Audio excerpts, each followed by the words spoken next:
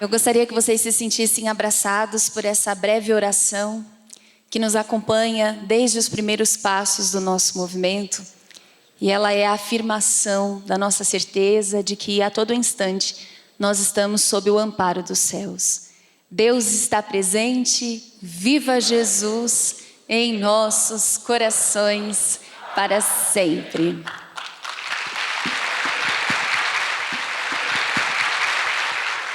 Assim, Bom, é uma alegria estar aqui, uma responsabilidade muito grande. Nós tivemos muito aprendizado ao longo de todo o dia e eu venho apresentar uma tese que foi desenvolvida pelo presidente pregador da Religião de Deus, do Cristo e do Espírito Santo no ano de 1992 e publicada pela primeira vez aqui em Brasília, no Correio Brasiliense, em 29 de abril de 1993. Ele defende que matéria também é espírito. É uma afirmação ousada e profunda e nós vamos refletir sobre ela. Ele parte da afirmação de Jesus: Deus é espírito. E essa foi uma frase dita pelo Cristo numa passagem muito importante do Evangelho segundo João. Ele falava a uma mulher samaritana junto ao poço de Jacó. E esse contexto desse diálogo em si é extraordinário para nos fazer refletir sobre o que é fundamental, qual é a realidade original de todos nós. Os elementos materiais que podem estar apresentados, por exemplo, nos fatores sociais e culturais desse encontro, são absolutamente secundários para Jesus. Ela era mulher e samaritana. Não faltavam motivos para ela ser considerada uma pessoa de valor menor naquela sociedade. As mulheres não eram tratadas em igualdade, não eram sequer contadas naquele tempo.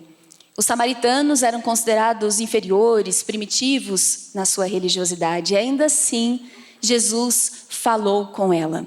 Respondeu aos seus anseios espirituais, ouviu as suas inquietações e demonstrou com muito respeito um cuidado com a sua mente, com a sua alma. E foi a ela que Jesus revelou que Deus é espírito. E essa revelação tem implicações muito importantes. Se Deus é espírito, ele não pode mais ser reduzido às limitações da nossa condição humana. E assim ele desmascara o Deus antropomórfico que nós muitas vezes criamos, aliás, amplamente denunciado pelo saudoso proclamador da religião divina, o irmão Alziro Zarur. Então, Deus não poderia mais ser constrangido às nossas vontades de vingança ou de exclusão. Deus não poderia mais ser resumido às nossas fragilidades morais. Deus é espírito e essa amplitude que o Cristo revela deve ser investigada por nós. E um segundo ponto muito importante é, se Deus é espírito, então essa é a natureza da sua criação. Inclusive, o próprio irmão Paiva Neto vai defender que tudo é espiritual. É muito comum que a gente conviva com uma ideia de que existe a realidade material, uma realidade que se opõe, inclusive, ao progresso da alma, que dificulta o nosso progresso moral, íntimo. Em Jesus não é assim. A matéria é uma oportunidade de aprimoramento da nossa espiritualidade. Estar aqui é estar na criação de Deus. A matéria não se opõe ao nosso progresso, ela impulsiona a nossa redenção, o nosso aprimoramento, porque ela nos provoca, ela nos faz conhecer o que realmente somos, ela nos coloca em teste constantemente. E finalmente, uma implicação bem importante para nós, os humanos, é a de que na qualidade de criação, de criatura de Deus, nós somos também seres espirituais e não podemos ser resumidos às condições da matéria, que era justamente o ponto de partida de Jesus. Ele não viu uma pessoa de segunda classe. Ele não viu uma pessoa que era incapaz de aprender e que era estigmatizada na sua sociedade. Não. Ele viu alguém com infinita capacidade de saber. Por isso revelou àquela mulher samaritana, junto ao poço de Jacó, que Deus é espírito. Muito bem. A partir dessa consideração, nós vamos então a esse artigo em que o irmão Paiva apresenta a sua tese e nele ele afirma que na verdade há várias gradações de matéria. A matéria se apresenta para nós em diferentes manifestações. E o que ele propõe nessa tese é uma conciliação do saber milenar que as tradições espirituais, que as tradições de fé conservam. As religiões e a espiritualidade humana que está organizada nas diversas tradições, fala sobre essa realidade espiritual a todos nós, desde que o mundo é mundo. As aparições, as revelações, os fenômenos, né, de clarividência, clareaudiência, os momentos em que o Espírito Santo se manifesta pela palavra, pela inspiração aos seres humanos, isso faz parte do nosso repertório enquanto sociedade, isso enriquece a nossa experiência. E tudo isso faz parte do nosso saber. O que ele faz é conciliar, nessa tese, essa percepção de que há interação entre os seres espirituais na matéria e os seres espirituais que não se encontram nesta gradação de matéria, e que essa interação converge com o que a física apresenta de mais moderno. Então não são saberes concorrentes. Ecumenismo, né, a gente falou tanto sobre isso hoje aqui, sobre a percepção universalista, sobre alargar os nossos horizontes, tem a ver com isso também. Com compreender que os diferentes saberes podem dialogar e dessa forma ampliar a nossa compreensão sobre a realidade. Então, ele dialoga especificamente com aquela fórmula revolucionária de Albert Einstein, né? E igual a mc², que é não só revolucionária em si mesma, mas também em virtude das teorias que decorrem dela. Porque a partir dessa contribuição de Einstein, das teorias que foram desenvolvidas com os avanços que ele promoveu, a gente descobre que a massa, aquilo que a gente sempre entendeu por solidez da matéria, é, na verdade, uma apresentação da energia. Ela é uma propriedade da energia. Então, o que era sólido na matéria ficou bem pequenininho, irrisório até. Isso ajuda a responder uma série de inquietações de filósofos e cientistas que viveram antes de Einstein. Spinoza, por exemplo, não conseguia compreender como é que alguma coisa não física poderia mover algo físico. Mas Spinoza não conheceu Einstein, não teve a oportunidade que nós temos de ir a fundo e perceber que, na verdade, a solidez que nós imaginávamos talvez não fosse tão sólida assim. Então, que a percepção da realidade espiritual não é necessariamente uma inimiga da compreensão da realidade material na qual nós vivemos. Então, falando sobre isso, o que o irmão Paiva defende. A liberação da energia contida no dinamismo dos núcleos acelerados passa pelos dedos e escapa às mãos dos que desejariam segurar a matéria, firmados em ultrapassados conceitos do materialismo dialético. Eis uma descoberta científica com sérias consequências morais, como todas o são em profundidade. E esse é um ponto muito importante, porque sim, é sensacional refletir sobre isso, é entusiasmante, alimenta a nossa mente, o nosso interesse pela verdade, meditar e observar que os saberes milenares que as tradições de fé conservaram são convergentes com o que há de mais avançado, de mais vanguardeiro no campo científico. Mas não é só para isso que esse saber está aí. Não é só para alimentar a nossa vaidade, para nos distrair das aflições do mundo. Não. Esse saber nos convoca a uma postura de maior cuidado uns com os outros. Quais seriam essas implicações, essas sérias consequências morais dessa descoberta científica?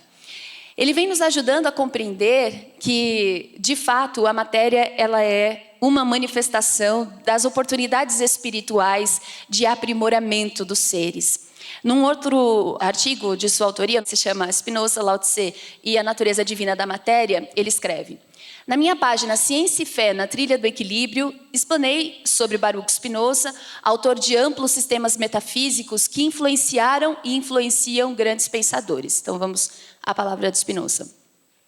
Ignoro por que a matéria deva ser indigna da natureza divina, já que fora de Deus não pode existir nenhuma substância dotada de natureza divina. Por isso, de forma alguma, se pode asseverar que a substância extensa é indigna da natureza divina, desde que eterna e infinita. Destacou o famoso filósofo e conclui o irmão Paiva. Em 29 de abril de 1993, em minha coluna no Correio Brasiliense, escrevi que durante muito tempo a matéria foi considerada obstáculo ao espírito. Contudo, agora deixará de ser à medida que percebermos e respeitarmos sua função superior.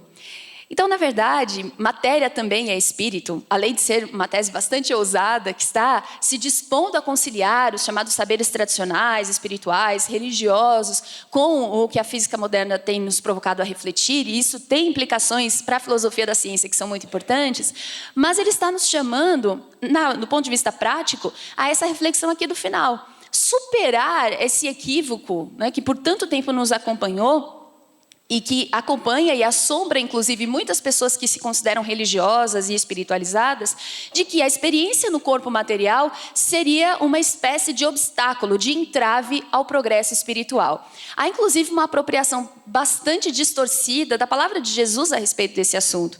Às vezes a gente fala assim, para se justificar e não ter que se mexer muito moralmente. Sabe como é, né? A carne é fraca. Já ouviram?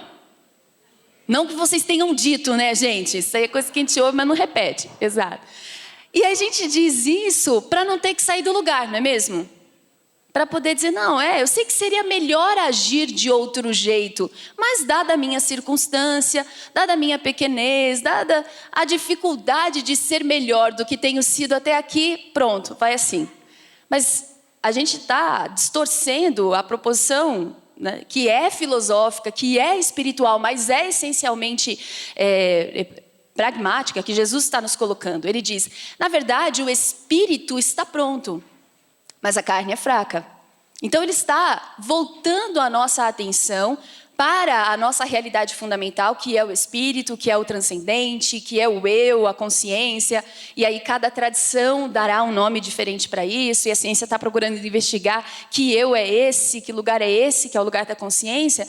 Mas, acima de tudo, ele está nos ajudando a perceber, bom, se o critério da carne, se o critério imediato, se o critério da superfície é frágil, busquem o critério da profundidade.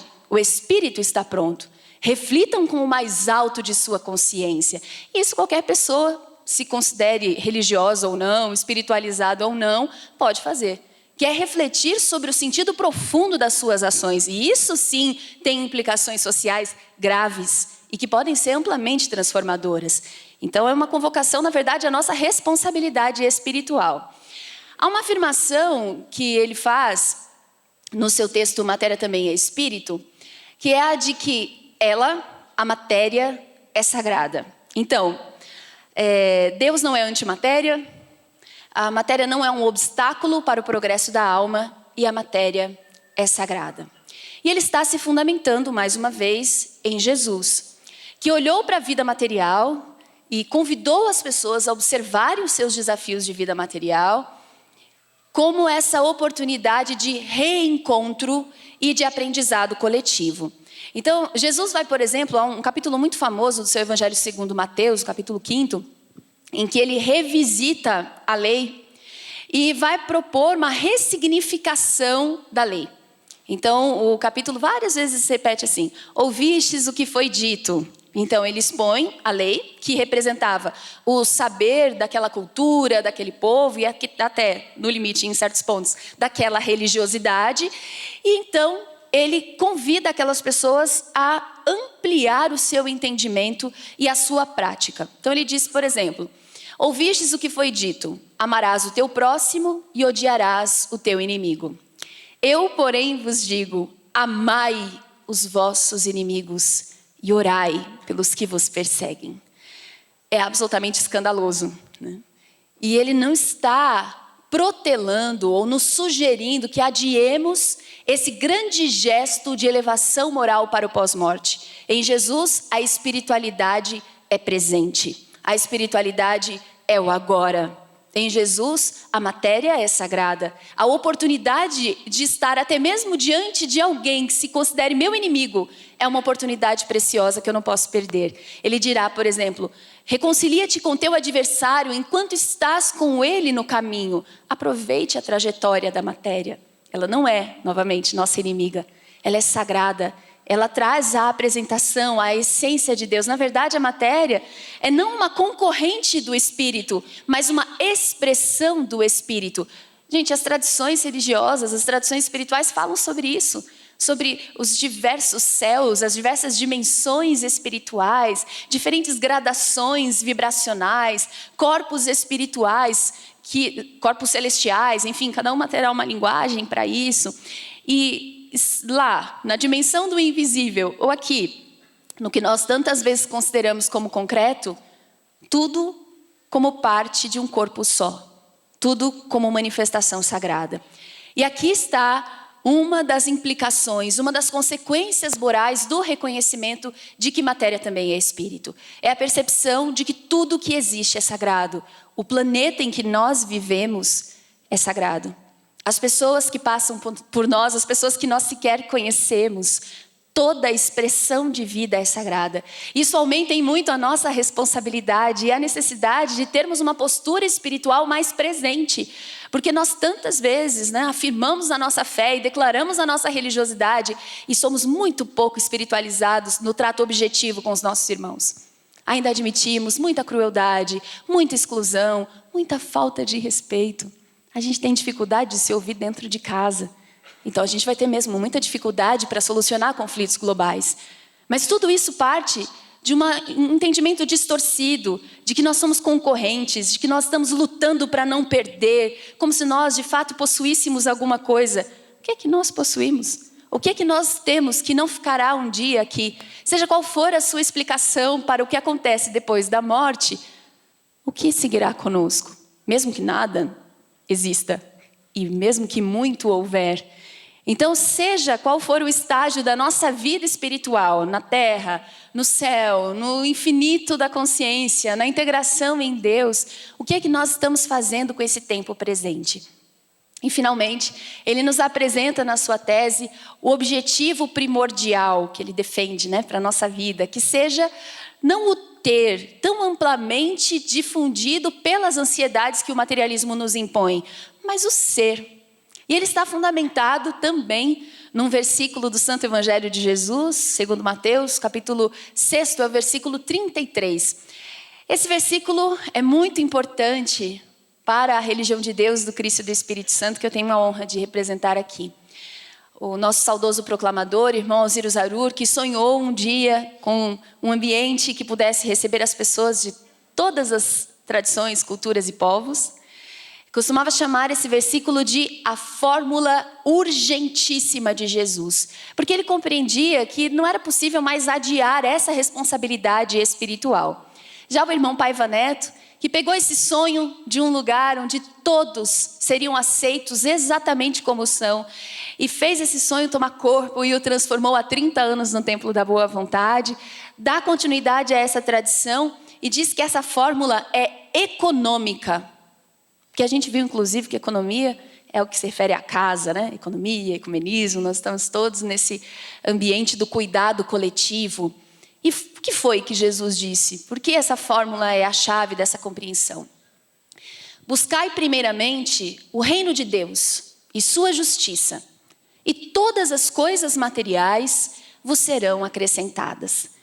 O que Jesus está defendendo é que as condições materiais ideais, as condições da nossa vida objetiva, elas serão alcançadas na proporção, na medida, na velocidade em que nós nos dedicarmos a viver com sentido espiritual, com significado espiritual, com cuidado espiritual. Buscar o reino de Deus e sua justiça, buscar a ordem divina para as coisas. E o modelo que Jesus nos apresentou para isso é um modelo extraordinário, universalista. A espiritualidade que Jesus nos oferece é agregadora, é de acolhimento incondicional. Todos em igualdade, todos tratados com o mesmo respeito, todos tratados com a mesma consideração, todos abraçados exatamente como são. E nesse exercício de espiritualidade, então, nós já não podemos ser contidos pelas nossas fragilidades morais. Quantas vezes, quando nós nos esforçamos para amar, um pouco que seja nessa dimensão a que o Cristo nos desafia, nós conseguimos ser mais espiritualizados e por isso mais humanos. Quantas vezes nós já conseguimos ser mais honestos, mais generosos, mais justos, simplesmente porque amávamos alguém? E mais que isso, todos que estão aqui certamente conhecem, se não na sua história, na história de alguém muito próximo, um gesto dessa natureza de amor para um completo desconhecido. Não é possível isso? Acabar com a fome de alguém, tratar alguém com dignidade, lutar para aquela pessoa ter uma oportunidade justa de se desenvolver. As condições materiais que nos são acrescentadas não são apenas aquelas da nossa sobrevivência básica, no sentido dos recursos financeiros, né? O pão nosso, que às vezes a gente interpreta tão literalmente, do Pai Nosso que Jesus nos contou. Mas são os materiais também para uma sociedade realmente justa, realmente inclusiva, generosa, solidária. Ela virá da nossa espiritualidade aplicada nas nossas escolhas cotidianas. Ela virá da consciência de que antes de qualquer coisa, nós somos irmãos. E eu gostaria de concluir com esse texto. Eu sou apaixonada por esse texto.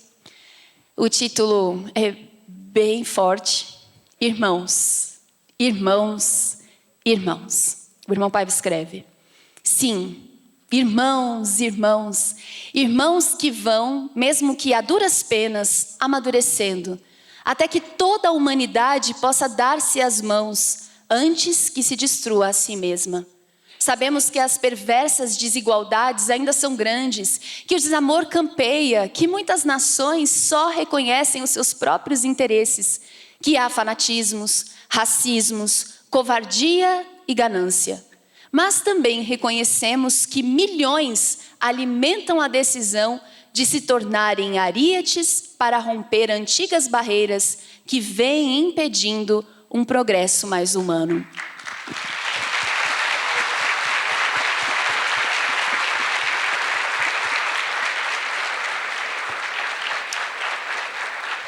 Eu penso que esse texto responde por que nós estamos trazendo matéria também a espírito para um congresso temático que investiga espírito, cérebro e mente. Porque tanta pesquisa, tanto esforço, tanto suor, tanta luta, porque não é fácil chegar na academia e romper com os paradigmas e propor outras reflexões. Não é fácil estabelecer pontes entre as tradições de fé que nós aqui representamos. Não é fácil todo dia lutar por um mundo melhor, né? Mas é para isso que a gente está aqui. É para isso que a gente investiga cérebro, mente e, antes disso, espírito. Para que a nossa atitude, a nossa vivência espiritual transforme as nossas relações. Não apenas nos amadureça enquanto indivíduos, porque nós queremos isso, mas também nos amadureça enquanto sociedade. Nos faça mais irmãos uns dos outros. Mais dignos de viver nessa casa coletiva, porque é isso que o planeta é, não é de nenhum de nós. Nós somos todos irmãos. E nessa condição de igualdade, precisamos assumir as nossas responsabilidades. Não é fácil, mas é necessário e tão transformador. E essa é a oportunidade que nós temos hoje aqui. Abrir mão dos fanatismos, dos racismos, da covardia e da ganância. Reconhecer que matéria também é espírito, ou iniciar uma reflexão nessa direção, como nos provoca o irmão Paiva na sua tese, significa olhar para a nossa própria vida e procurar estabelecer significado, sentido espiritual para as nossas decisões. Observando as oportunidades que estão diante de nós, a começar pelas oportunidades misericordiosas que resultam do encontro. Nós hoje estamos aqui. Quem trabalha com educação aqui? Com assistência social, alguém trabalha? Comércio? Ok. Serviços no geral? Muito bem. Quem trabalha com religião? Saúde? Muito bem. Nós somos bem diferentes uns dos outros, né? Mas todos nós, juntos, irmãos, temos condições de construir um mundo justo, generoso e solidário para todas as pessoas. Se não, gente, de verdade, para que conhecimento? Para inflar as nossas vaidades? Para que a gente se resuma ao nosso egoísmo? Nós já vivemos disso. Olha a história humana, tristemente conduzida por tanto progresso que serviu a quem?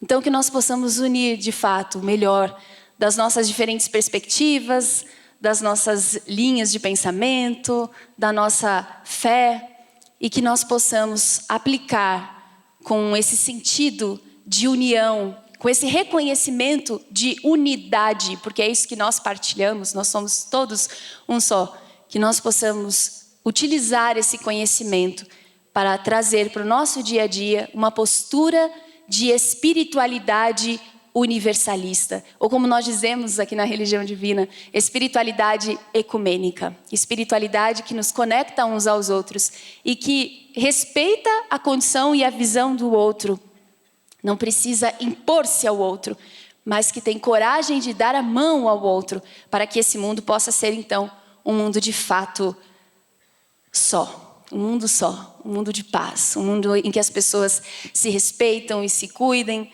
e tenham essa visão de família, que é o que nós, antes de tudo, somos.